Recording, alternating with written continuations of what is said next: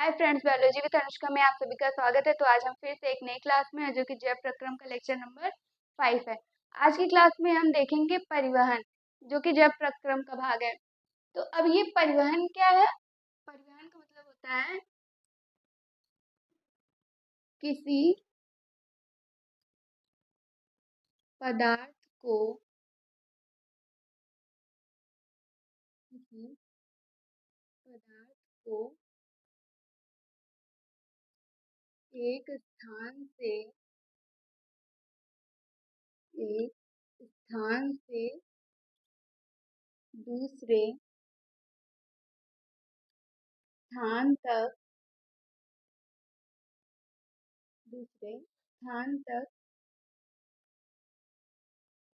ले जाने की ले जाने की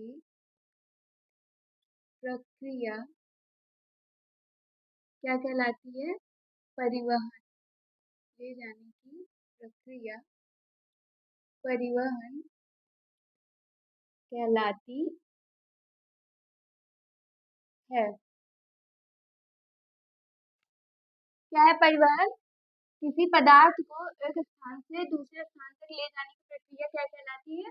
परिवहन कहलाती है। अब हम देखेंगे मानव में परिवहन। मानव में परिवहन। अब मानव में परिवहन का कार्य कौन करती है?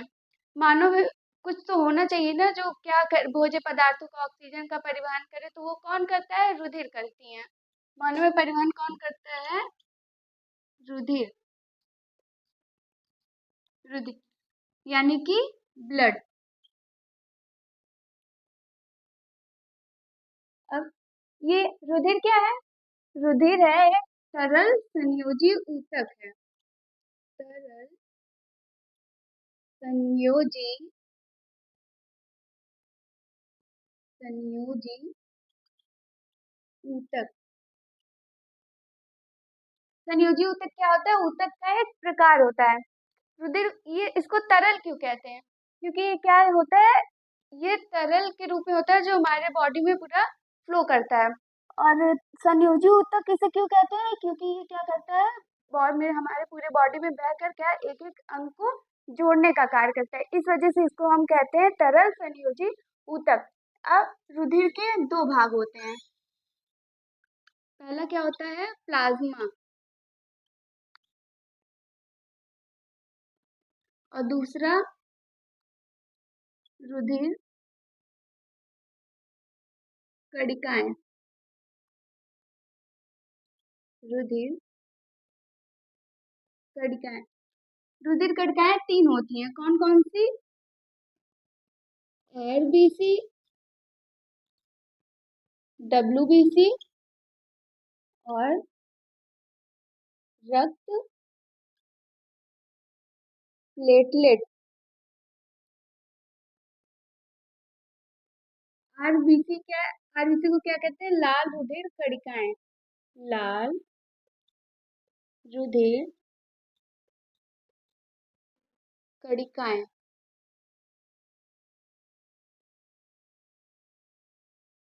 और डब्ल्यूबीसी को क्या कहते हैं? श्वेत रुधिर कणिकाएं। श्वेत रुधिर कणिकाएं।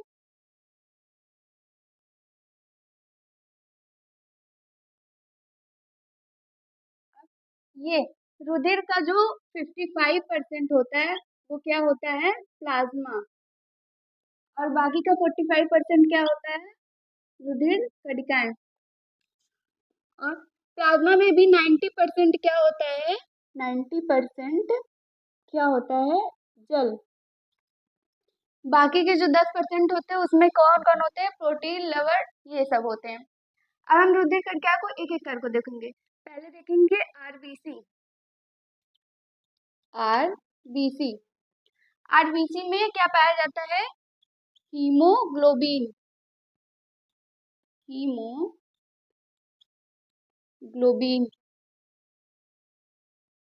हीमोग्लोबिन क्या है? एक श्वसन वर्धक है।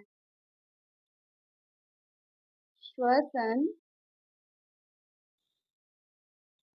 वर्धक। हीमोग्लोबिन क्या करता है, ये आरबीसी को लाल रंग देता है, लाल रंग देता है। आरबीसी का जीवन काल कितना होता है, इसका जीवन काल होता है 120 दिन। जीवन काल कितना होता है, 120 दिन। और आरबीसी में केंद्रक अनुपस्थित होते हैं, केंद्रक अनुपस्थित होते हैं, यानी कि आरबीसी में केंद्रक नहीं पाया जाता है। अब हम आते हैं डब्ल्यूबीसी पे। क्या डब्ल्यूबीसी, ये क्या है, डब्ल्यूबीसी ये रंगहीन होती हैं, रंगहीन यानी कि डब्ल्यूबीसी का कोई कलर नहीं होता है। और इन्हें हम क्या कहते हैं, सैनिक कोशिकाएं, सैनिक कोशिकाएं।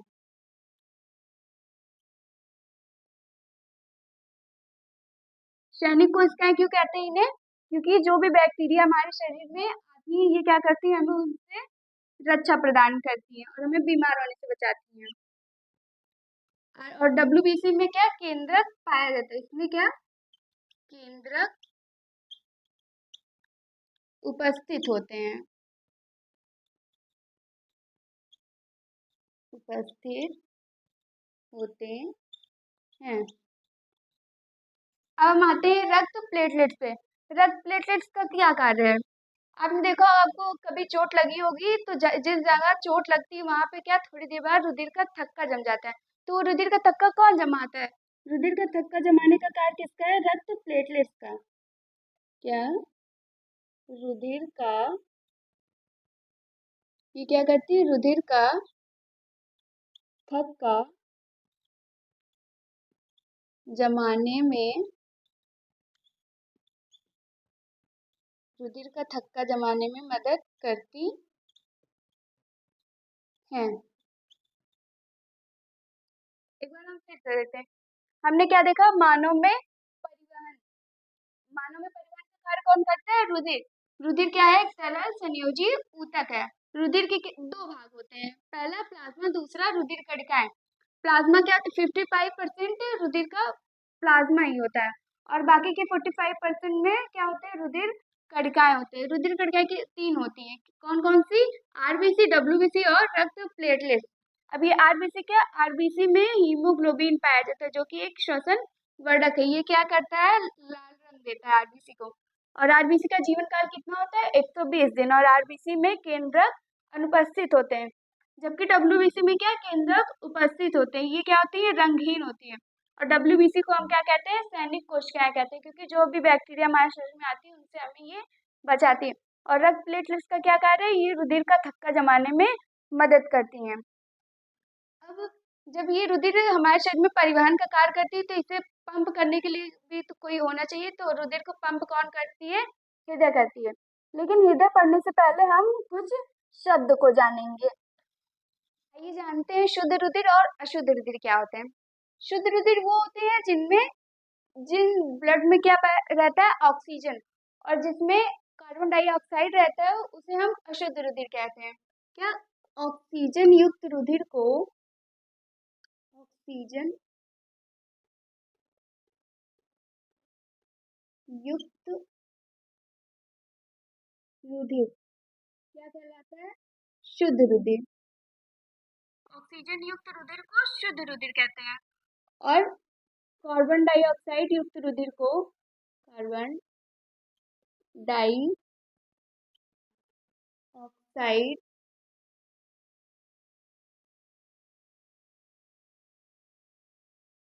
कार्बन डाइऑक्साइड युक्त रुधिर। शुद्ध रुधिर क्या होता है, ऑक्सीजन युक्त रुधिर होता है। और अशुद्ध रुधिर क्या होता है, कार्बन डाइऑक्साइड युक्त रुधिर होता है। शुद्ध रुधिर को हम ऑक्सीकृत रुधिर भी कहते हैं। क्या कहते हैं? ऑक्सीकृत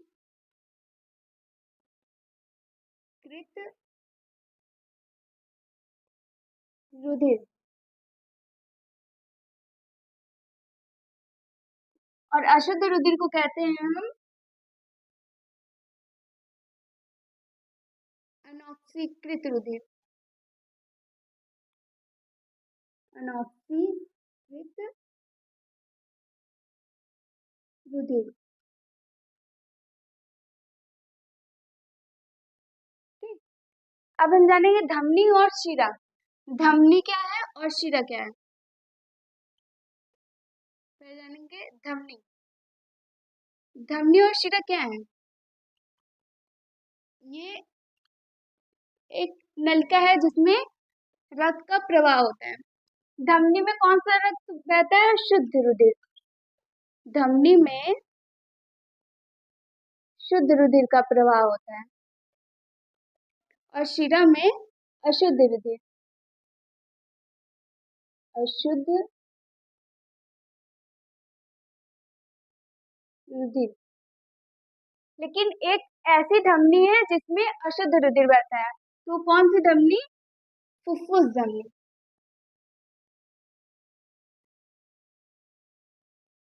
फुफ्फुस धमनी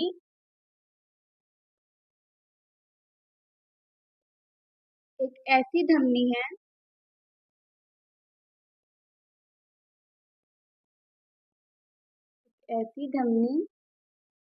है जिसमें क्या? अशुद्ध रुधिर बहता है। अशुद्ध रुधिर बहता है। और एक ऐसी शिरा है जिसमें शुद्ध रुधिर बहती है। कौन सी शिरा? फुफ्फुस शिरा। फुफ्फुस शिरा।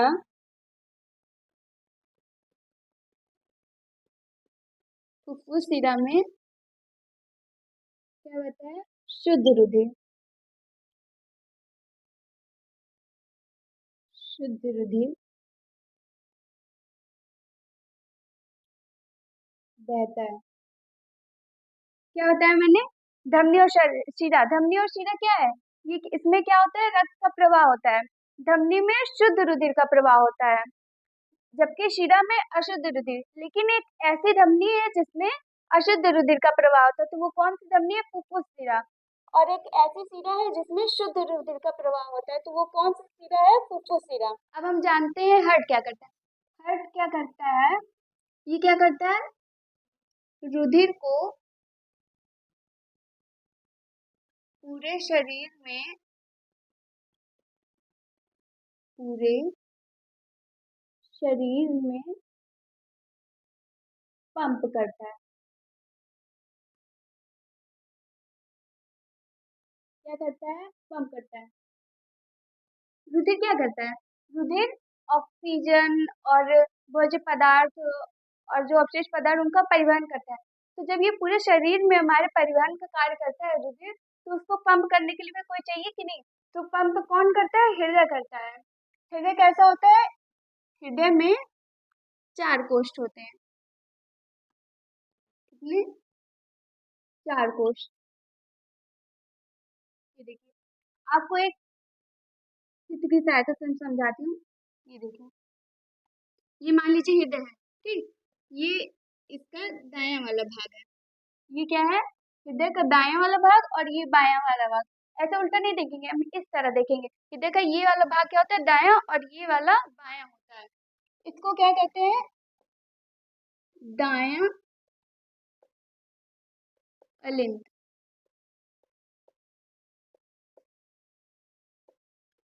और ये क्या है? ये बायां अलिंद है।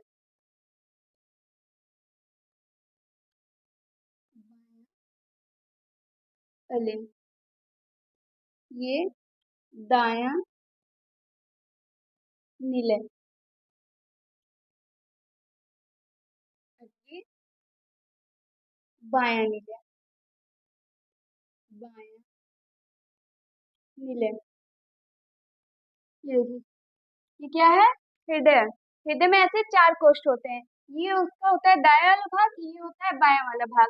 4 कोष्ठ कौन कौन से होते हैं? दायां अलिंद, दायां निलय, बायां अलिंद, बायां निलय। दाएं अलिंद में क्या होता है?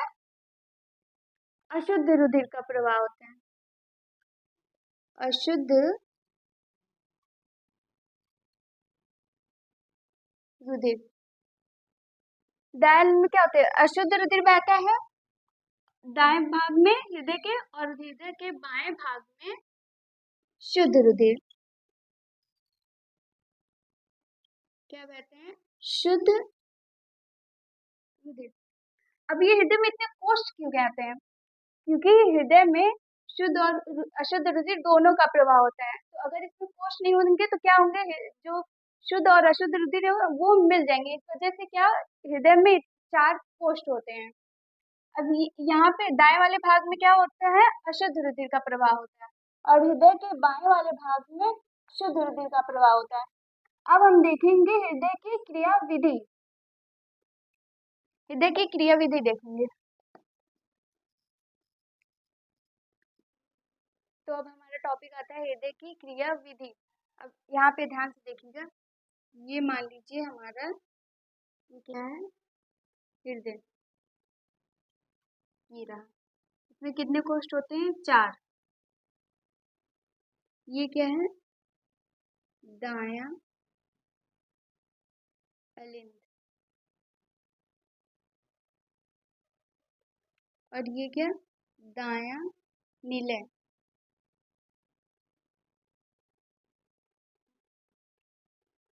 और ये बायां अलिंद।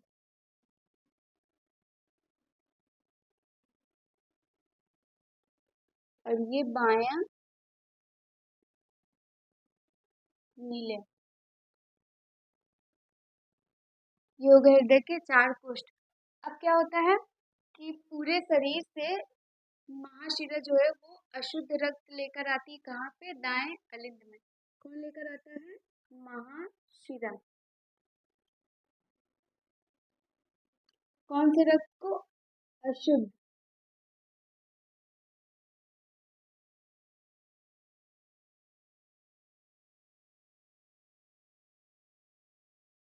अशुद्ध रुधिर महाशिरा से कहाँ गया? दाएं अलिंद में। उसके बाद क्या होगा?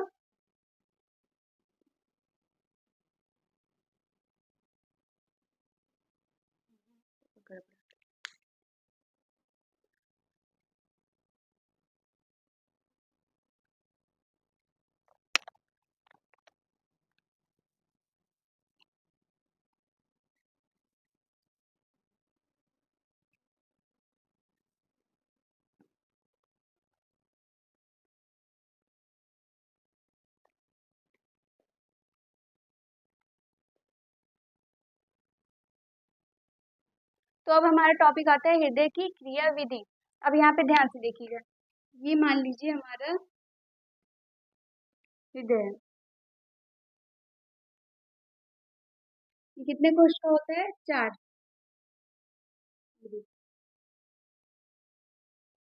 ये क्या है? दायां अलिंद। और ये दायां निलय। ये क्या है? बायां। ये बायां अलिंद हो गया। और ये बायां निलय। अब क्या होगा कि पूरे शरीर से जो अशुद्ध रुधिर है वो कहाँ पर आएगा? दाएं अलिंद में। पूरे शरीर से अशुद्ध रुधिर कहाँ आएगा? दाएं अलिंद में। और कौन लेकर आएगा? महाशिरा। पूरे शरीर से महाशिरा क्या करेगी? अशुद्ध रुधिर को, अशुद्ध रुधिर को कहाँ पर लेकर आएगी? दाएं अलिंद में। अब दाएं अलिंद से अशुद्ध रुधिर कहाँ जाएगा? दाएं नीले में। अब दाएं नीले से जो होगा फुफ्फुस धमनी,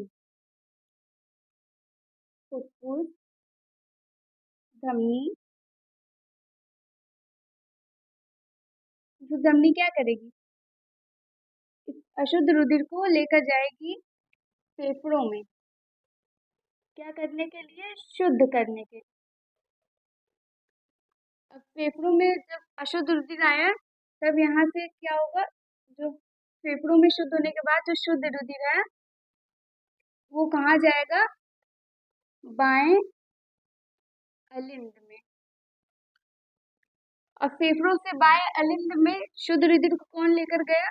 तो फुफ्फुस शिरा।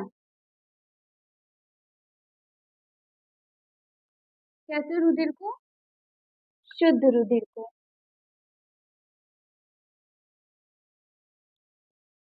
अब क्या होगा? अब बाएं अलिंद से जो शुद्ध रुधिर वो कहाँ पर आएगा? बाएं नीले में। अब बाएं नीले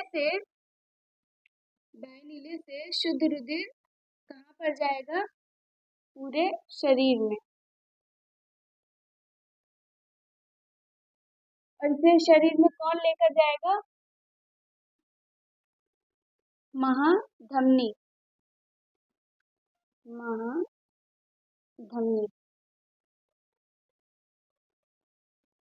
एक बार फिर से देखिए, क्या है? पूरे शरीर से महाशिरा क्या कर रही है? अशुद्ध रुधिर को कहाँ पर लेकर आ रही है? दाएं अलिंद में। अब दाएं अलिंद से जो अशुद्ध रुधिर वो कहाँ गया? दाएं नीले में। अब दाएं नीले से अशुद्ध रुधिर शुद्ध होने के लिए फेफड़ों में जाएगा, तो उसे लेकर कौन जाएगा? फुफ्फुस धमनी। उसके बाद जब फेफड़ों में रुधिर शुद्ध हो गया तो शुद्ध रुधिर फुफ्फुस शिरा के द्वारा कहाँ जाएगा? बाएं अलिंद में। फिर बाएं अलिंद से कहाँ जाएगा? बाएं नीले में। फिर बाएं नीले से पूरे शरीर में जो है रुधिर चला जाएगा, शुद्ध रुधिर। और उसे लेकर कौन जाएगा? तो महाधमनी लेकर जाएगी। अब एक एक पॉइंट को हम लोग यहाँ पे लिखेंगे। पहला क्या? पूरे शरीर से अशुद्ध रुधिर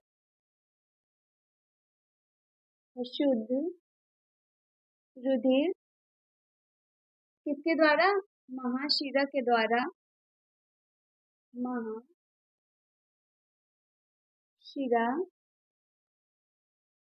के द्वारा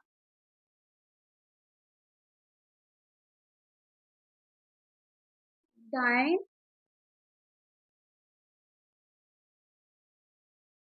अलिंद, क्या?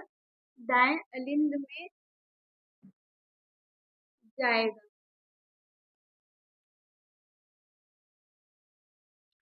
अब दाएं अलिंद से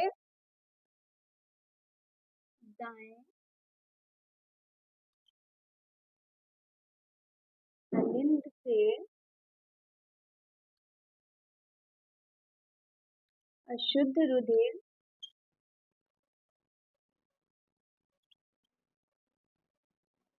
कहाँ जाएगा? दाएं नीले में।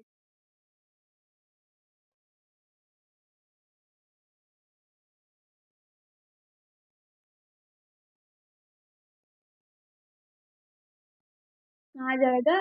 दाएं नीले में। उसके बाद अब क्या? फुफ्फुस धमनी। फुफ्फुस धमनी क्या करेगी? अशुद्ध रुधिर को शुद्ध होने के लिए अशुद्ध रुधिर को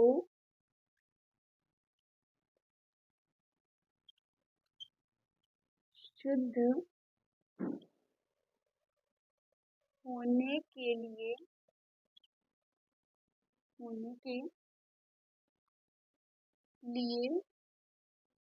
कहाँ लेकर जाएगी? फेफड़ों में। फेफड़ों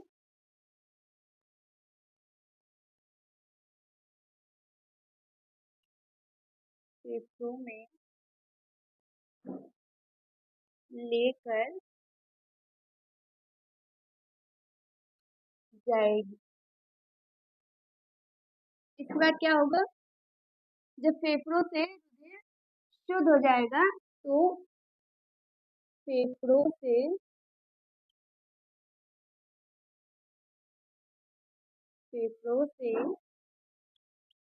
रुधिर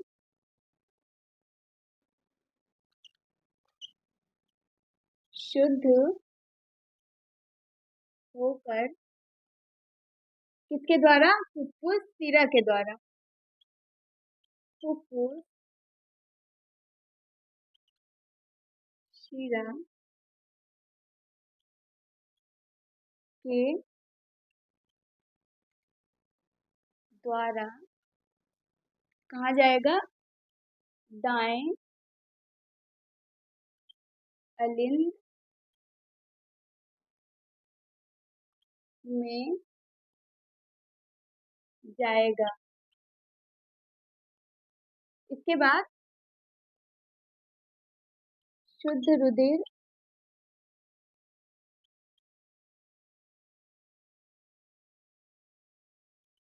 दाएं अलिंद से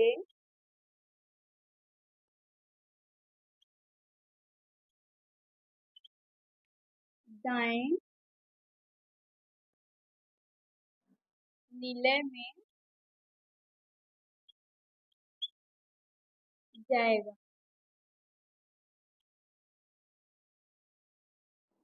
अब क्या होगा, अब दाएं नीले से शुद्ध रुधिर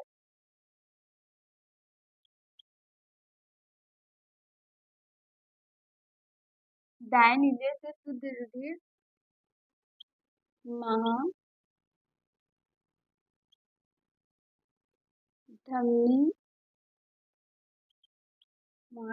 के द्वारा कहाँ जाएगा, महाधमनी के द्वारा पूरे